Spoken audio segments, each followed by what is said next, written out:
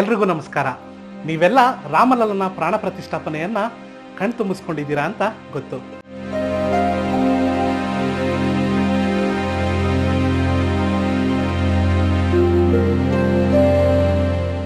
ನಾನು ಅವರನ್ನ ಕೋದಂಡರಾಮನನ್ನಾಗಿ ನಮ್ಮ ಕರ್ನಾಟಕದ ಮೈಸೂರಿನ ಚುಂಚನಕಟ್ಟೆಯಲ್ಲಿ ಬ್ರಹ್ಮರಥೋತ್ಸವದಲ್ಲಿ ಕೂರಿಸಿ ಕೊಂಡಾಡುವಂತಹ ಒಂದು ಬ್ಯೂಟಿಫುಲ್ ದೃಶ್ಯವನ್ನ ನಿಮಗೆ ತೋರ್ಸಕ್ಕೆ ಕರ್ಕೊಂಡು ಹೋಗ್ತಾ ಇದ್ದೀನಿ.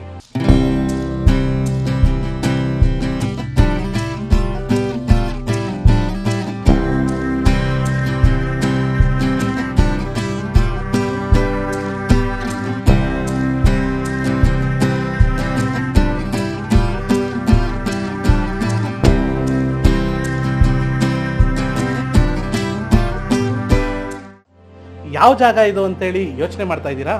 ಅದೇ ಬಂಗಾರದ ಮನುಷ್ಯ ಫಿಲಮ್ ಅಲ್ಲಿ ಅಣ್ಣವ್ರು ಒಂದು ರಥಕ್ಕೆ ಹಣ್ಣು ಜವಣೆ ಎಸೀತಾರೆ ಗೊತ್ತಾ? ಅದೇ ರಥೋತ್ಸವಕ್ಕೆ ನಾನು ನಿಮ್ಮನ್ನ ಇವತ್ತು ಕರ್ಕೊಂಡು ಹೋಗ್ತಾ ಇರೋದು. ಜಾತ್ರೆಗೆ ಎಂಟ್ರಿ ಆಗ್ತಿದ್ದಂಗೆ ಪೊಲೀಸ್ ಬಂದೋಬಸ್ತ್ ಎಲ್ಲ ನೋಡ್ತಾ ಇದ್ರೆ ಗೆಸ್ ಮಾಡ್ಬೋದಲ್ವಾ ಎಷ್ಟು ಜನ ಬರ್ಬೋದು ಅಂತ?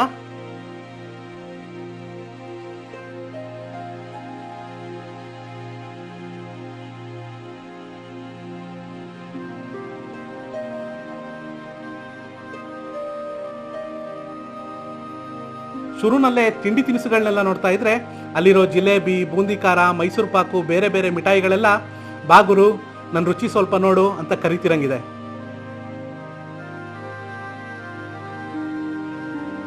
ಅದ್ರ ಜೊತೆ ಈ ಬ್ಯಾಟು, ಬಾಲು, ಗೊಂಬೆಗಳನ್ನೆಲ್ಲ ನೋಡ್ತಾ ಇದ್ರೆ ಅಕಸ್ಮಾತ್ ಚಿಕ್ಕ ಮಕ್ಳು ಕೈಗಿದೆಲ್ಲ ಸಿಕ್ಕಿದ್ರೆ ಗ್ಯಾರಂಟಿ ಬಿಡೋದಿಲ್ಲ. ನೋಡಿ, ರೋಡಲ್ಲಿ ಹೋಗ್ಬೇಕಾದ್ರೆ ಒಂದೊಂದು ಕಂಬದಲ್ಲೂ ದೊಡ್ಡ ದೊಡ್ಡವ್ರ ಫ್ಲೆಕ್ಸು ಹೇಗ್ ನೇತಾಡ್ತಿದೆ ಅಂತ.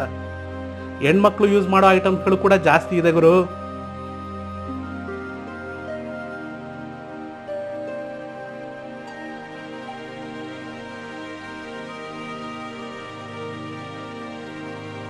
ಅಬ್ಬೋ, ಎಷ್ಟೊಂದು ಜನ ಆಗ್ಲೇ ಸ್ನಾನ ಮಾಡ್ತಾ ಜಾತ್ರೆಗೆ ರೆಡಿ ಆಗ್ತಿದ್ದಾರೆ. ಬನ್ನಿ ಫಾಲ್ಸ್ ಕಡೆ ಹೋಗಿ ನೋಡ್ಕೊಂಡು ಬರೋಣ. ಈಗ ನೀರಿರಲ್ಲ, ಬಟ್ ಸ್ವಲ್ಪ ನೀರಿದ್ದಾಗ ಒಂದೆರಡು ಫುಟೇಜ್ನ ಶೂಟ್ ಮಾಡಿದ್ದೆ. ಬನ್ನಿ ಅದನ್ನ ತೋರಿಸ್ತೀನಿ.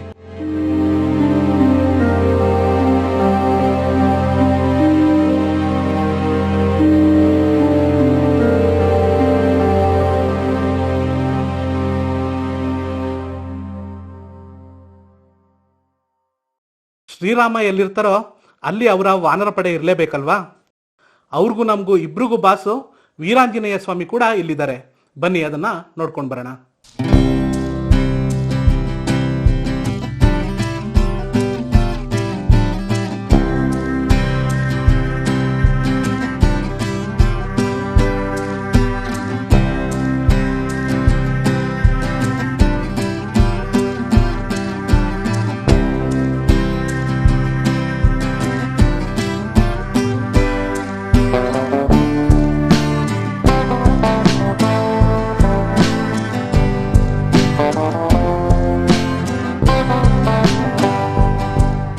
ರಥೋತ್ಸವ ಶುರುವಾಗಕ್ಕೆ ಮುಂಚೆ ರಥಕ್ಕೆ ಅರ್ಚಕರೆಲ್ಲ ಸೇರಿ ಪೂಜೆ ಮಾಡ್ತಾರೆ.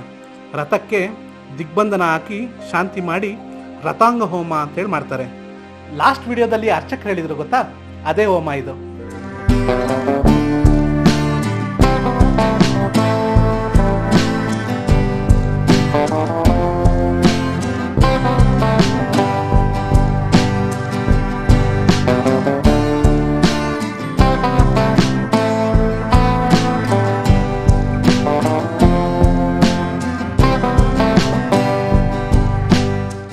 ಇದಕ್ಕಿಂತ ಪವರ್ಫುಲ್ ಆಗಿರೋ ಪೂಜೆ ಇನ್ನೊಂದಿದೆ.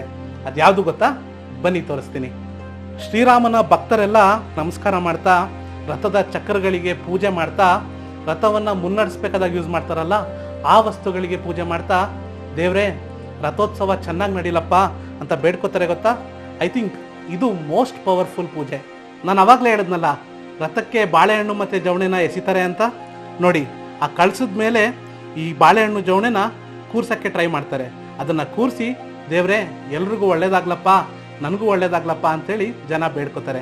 ಅಲ್ಲಿ ಕೂತ್ರೆ ನಮ್ಗೆಲ್ಲರಿಗೂ ಒಳ್ಳೇದಾಗತ್ತೆ ಅನ್ನೋದು ಅವ್ರ ನಂಬಿಕೆ.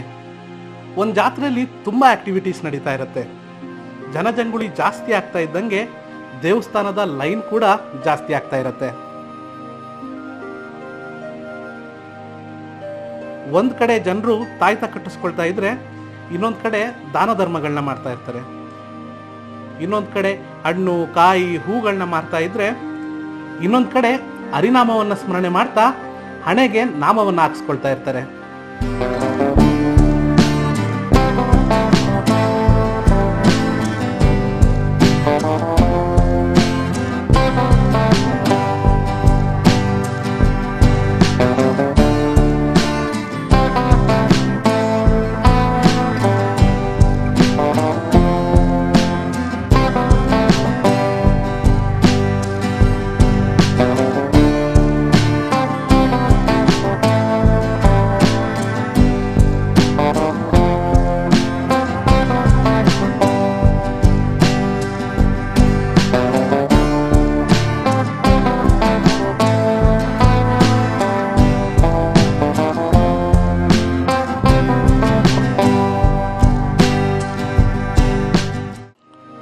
ಆಲ್ಮೋಸ್ಟ್ ಟೈಮ್ ಈಗ 11 ಗಂಟೆ ಆಗ್ತಾ ಬಂತು. ನೋಡಿ ರಥದ ಹತ್ರ ಎಷ್ಟು ಜನ ತುಂಬ್ತಾ ಇದ್ದಾರೆ ಅಂತ. ಅನೇಕ ಸ್ವಾಮಿಗಳು, ಊರಿನ MLA ಎಲ್ಲ ಬಂದು ದೇವರಿಗೆ ಕೈ ಮುಗಿದು ರಥಕ್ಕೆ ಚಾಲನೆ ಕೊಡೋ ಅಷ್ಟರಲ್ಲಿ ಎಷ್ಟು ದೂರ ನೋಡಿದ್ರು ಅಷ್ಟು ದೂರ ಜನಸಾಗರ. ಅಬ್ಬಾ, ಅದೆಷ್ಟು ರಾಮನ ಭಕ್ತರು. ರಥೋತ್ಸವ ಶುರು ಆದ್ಮೇಲಂತೂ ನೀವು ಚುಂಚನಕಟ್ಟೆಯಲ್ಲಿ ಭಕ್ತ ಸಾಗರನ ನೋಡಬೇಕು. ಎಲ್ಲೂ ನೋಡಿಲ್ಲ ಗುರು ಇಂಥ ರಶ್ನ. ಈ ಜನಸಾಗರ ನೋಡ್ತಾ ಇದ್ರೆ ನನಗೆ ನಾನು ಬರೆದಂಥ ಒಂದು ಪದ್ಯ ನೆನಪಾಗ್ತಾ ಇದೆ. ನಾ ಕಂಡ ರಾಮ ಗೆದ್ದಿದ್ದು ಅವನು ತಂದೆಗೆ ಕೊಟ್ಟ ಮಾತಿನಲ್ಲಿ, ತಾಯಿಗೆ ಕೊಟ್ಟ ಉತ್ತರದಲ್ಲಿ, ತಮ್ಮಂದಿರಿಗೆ ಕೊಟ್ಟ ಬಾಂಧವ್ಯದಲ್ಲಿ, ಸೀತೆಗೆ ಕೊಟ್ಟ ಪ್ರೀತಿಯಲ್ಲಿ, ಜಟಾಯುವಿಗೆ ಕೊಟ್ಟ ಮೋಕ್ಷದಲ್ಲಿ, ಸುಗ್ರೀವನಿಗೆ ಕೊಟ್ಟ ಸ್ನೇಹದಲ್ಲಿ, ಹನುಮಂತನಿಗೆ ಕೊಟ್ಟ ಅಪ್ಪುಗೆಯಲ್ಲಿ, ರಾವಣನ ಒಂದು ಮುಖಕ್ಕೆ ಪಟ್ಟ ಪಶ್ಚಾತ್ತಾಪದಲ್ಲಿ, ಶಬರಿಗೆ ಕೊಟ್ಟ ದರ್ಶನದಲ್ಲಿ, ತನ್ನ ಜನಗಳಿಗಾಗಿ ಮಾಡಿದ ತ್ಯಾಗದಲ್ಲಿ, ಕೊನೆಗೆ ತನ್ನ ಮಕ್ಕಳಿಗೆ ಕೊಟ್ಟ ನಂಬಿಕೆಯ ಪಟ್ಟದಲ್ಲಿ, ಹೀಗೆ ಅವನಾಗಿದ್ದ ರಾಮ ಅವರಾದರು.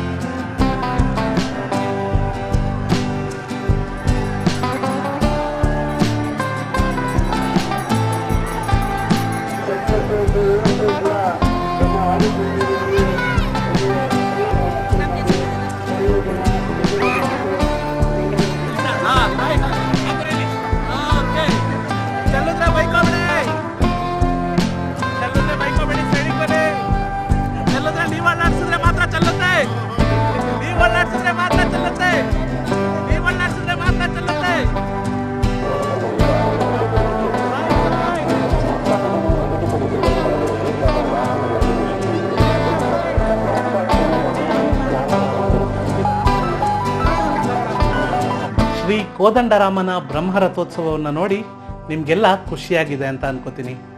ನಂಬಿಕೆ ಮತ್ತು ಆಚರಣೆಗಳು ಎಲ್ಲಿ ಬಲವಾಗಿರುತ್ತೋ ಅಲ್ಲಿ ಜನ ಒಗ್ಗೂಡ್ತಾರೆ ಅನ್ನೋದು ಈ ವಿಡಿಯೋದ ಉದ್ದೇಶ ಅಂತ ನನಗನ್ನಿಸ್ತು. ನಿಮಗೆ ಈ ವಿಡಿಯೋ ಇಷ್ಟ ಆಗಿದ್ರೆ ಲೈಕ್ ಮಾಡಿ, ನಿಮ್ಮ ತಂದೆ ತಾಯಿಗೆ, ನಿಮ್ಮ ಸ್ನೇಹಿತರಿಗೆ ಈ ವಿಡಿಯೋನ ಶೇರ್ ಮಾಡಿ. ಜೈ ಶ್ರೀರಾಮ್ ಅಂತ ಕಮೆಂಟ್ ಮಾಡಿ. ಸಬ್ಸ್ಕ್ರೈಬ್ ಮಾಡೋದನ್ನ ಮಾತ್ರ ಮರಿಬೇಡಿ. Thank you.